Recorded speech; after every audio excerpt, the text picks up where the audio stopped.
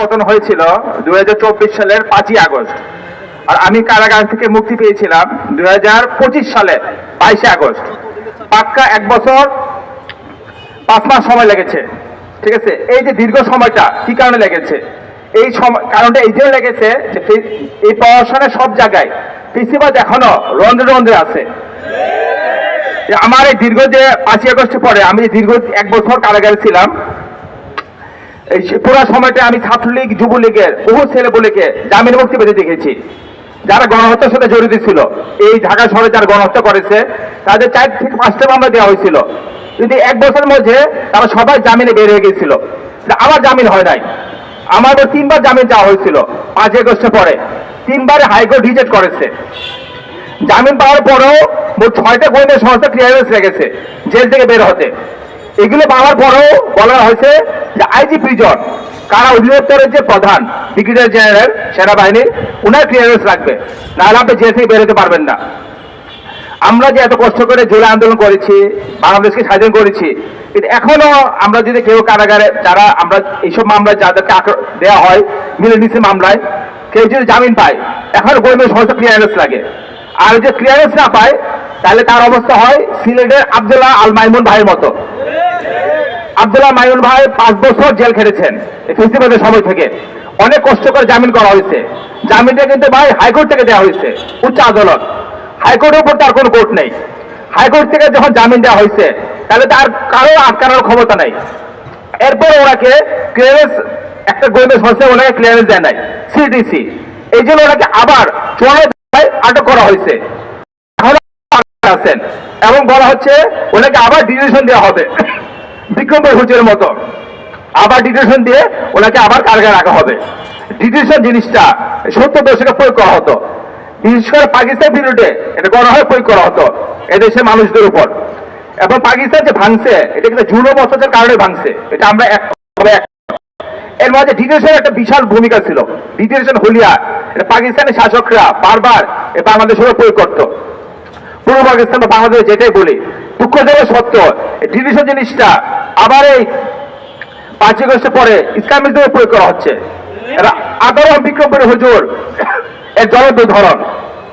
আজকে আদরম বিক্রমপুর হুজুর কোথাও বোমা মারেন নাই, মানুষও খুন করেন নাই, বড় উনি ঝোলা আন্দোলনের ছিলেন।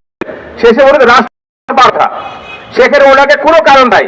এই ফেসিবাদের রাষ্ট্র ব্যবস্থা, এই সিটিসি, এটিও, ডিজিএফআই, এনএসআই, এই গোয়েন্দা সংস্থা কোনো কারণ ছাড়াই বিক্রমপুরী ভাইকে 90 দিনে ডিটেনশন দেওয়া হয়েছে, এবং কোনো ডিটেনশনের কাগজপত্র গুলো হাতে পাওয়া যাচ্ছে না।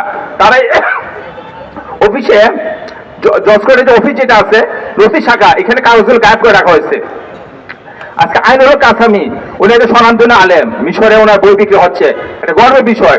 উনাকে শুধুমাত্র কোন কারণ ছাড়াই, উনি প্রথম আলো অফিস পড়তে যায় নাই, প্রথম আলো অফিসে আক্রমণ করে নাই, এরপর এই মামলায় মিথ্যা কারণ দেখিয়ে জেলে রাখা হয়েছে। কোন আইনে জেলে রাখা হয়েছে জানেন? সন্তোষ দমন আইনে। যে সন্তোষ দমন আইনটা শেখ হাসিনা আমাদের প্রয়োগ করেছিল, দীর্ঘদিন জেলে রাখা হয়েছিল, এবং আমাকে সন্তোষ দমন আইনে যাবজ্জীবন সাজা দেওয়া হয়েছে। এই সন্তোষ দমন আইনটা আবার আইনুল কাসামি ওই ভাইদেরও প্রয়োগ করা হয়েছে। কঠিন কোন আইনে আবার মামলা দেওয়া হচ্ছে।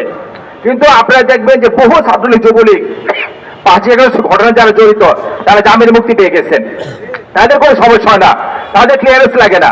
ছাত্রলীগ যুবলীগ তারা যখন জেল গেট থেকে বের হয় তখন ডিজিএফ, এনএসআই, এটিও এটা ক্লিয়ারেন্স লাগে না, এরা পনপন করে বের হয়ে যায়। এর কারণ খুব সহজ, 17 বছরের শেখ হাসিনা যাদেরকে নিয়োগ দিয়েছিল তারা সবাই বহাল তবিয়তে আছে। এই যে ডিজিএফআই, এনএসআই, এটিও, সিটিসি যে কর্মকর্তারা আছেন এই মিন্ডো রোডে, এই যে পাশে মিন্ডো রোড, আপনি গিয়ে দেখবেন এরা সবাই ছাত্র জীবনে ছাত্রলীগ করেছে।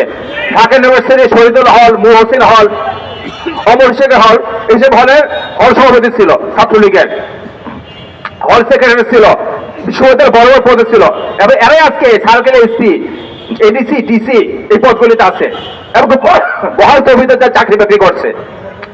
এরাই কিন্তু আমাদের উপর এই আইনগুলো আরো প্রয়োগ করছে। আজকে ইউনিট সরকার এত রক্তের উপর দিয়ে ক্ষমতা আসছে, শুধু এটা যদি তার উনি করতেন যে ফেসিবাদের সময় যারা নিয়োগ পেয়েছে এরা কিন্তু কোনো মেধার ধরে নিয়োগ পায় নাই, সব প্রশ্ন ফাঁস, স্বজনপ্রীতি, গণভবন থেকে রিস চলে যেত। আমি যে ডিবিতে ছিলাম দীর্ঘদিন 1 মাস রিমান্ডে ছিলাম, আমি ডিবির কর্মকর্তা দেখছি যখন এফবি আসছিল অভিজিৎ রায় হত্যা মামলা তদন্ত করতে এফবি আসছিল, আমি দেখছি যে ডিবি এডিসি ডিসি ইংলিশে কথা বলতে পারে না এফবি এর সামনে, মুক্ত নাই। কারণ হলো তারা তো বিসিতে আসে নাই, তার প্রশ্নবাস করে চাকরি পেয়েছে। মূল যারা মেধাবী ছিল এদের কাউকে সেখানে চাকরি দেয় নাই, এরা আজকে টিচার হয়ে আছে। আর যারা ছাত্রলীগ করছে তারা আজকে বিসিএস ক্যাডার হয়েছে এবং এফবিআই সামনে ইংরেজিতে কথা বলতে পারে নাই। এটা আমার সামনে, আমি সাক্ষী যে আমি যে টিমে ছিলাম টিভি সাউথ, ওই টিমে ডিসি এডিসি এসি একজন এফবিআই সামনে ইংরেজিতে কথা বলতে পারতো না, তার মুখ তুতলাই তো। ঠিক আছে, এই পরিমাণ লোকদেরকে শেখ হাসিনা নিয়োগ দিয়েছে ছাত্রলীগ ক্যাডার, এরা বহল তবিতে আছে। এরাই আমাদের উপর এই যে আইনুল কাসিম বলেন, বিক্রমপুরের হুজুর বলেন, সিলেটের আব্দুল আল মাইমুন বলেন, এদেরকে যে জুলুম নির্যাতন করা হচ্ছে 5 আগস্ট পরে তারাই করছে।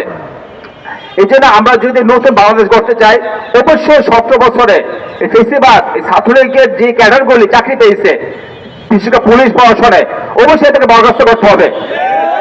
এবং এরাই কিন্তু খুব পুলিশে জড়িত। এই যে এত পুলিশ, কোন দেশে আইন শৃঙ্খলা বাহিনী এইভাবে নিজ জাতিকে হত্যা করে না, যেটা বাংলাদেশে করা হয়েছে। এবং তারা করছে কারণ তারা ছাত্রলীগের ক্যাডার ছিল।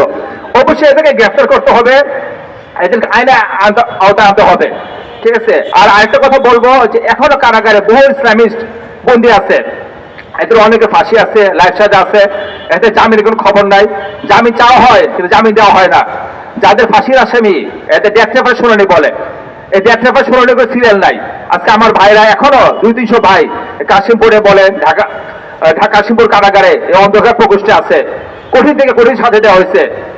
আর আমরা যে আজকে মুসলিম দাবি করে থাকি, তো অবশ্যই আমাদের উপর ফরজ এই ভাইদেরকে মুক্ত করা। আচ্ছা, সংগ্রামে উপস্থিত